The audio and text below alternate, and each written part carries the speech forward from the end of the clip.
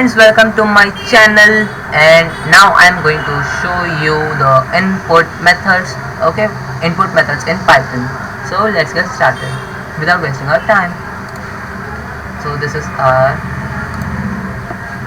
okay. So now you're going to give a variable named name, and then give a equals to sign, and then type input, then parenthesis, and then in parenthesis we have to give apostrophes like in print, and then we have to give some command like say what is your name. Okay, and then a question mark, and don't forget to give a space again. Okay, now we wanna print.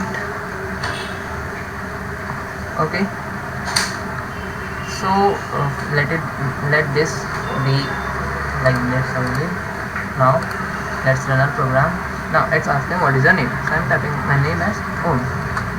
I given the so here you can see a problem that I given the input but I didn't get the output. It just took the input. Okay, so if we want the output, we have to teach it by print.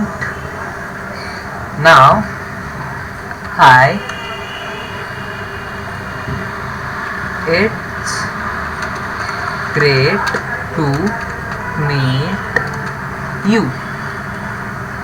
Okay, so this is a sentence which it will say, plus it has to say the name.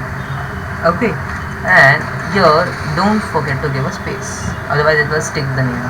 Okay, so now let's run the program, and this time we should get the output. Okay, so we will get the output. Yeah, there you go, we got the output. What is your name, it asks. Then we got give our name, then it said hi, it's great to meet you. So here I'm giving you a homework, which is you have to create a birth date counter. Okay, so you just pause this video, spend 5 minutes on this question, solve it, and then come back again. If you don't find the answer, then no problem, I'll show you the solution next. So till then, bye. Thank you for watching my video. Please subscribe my channel, and do not forget to like my video. Okay, so till then, bye bye.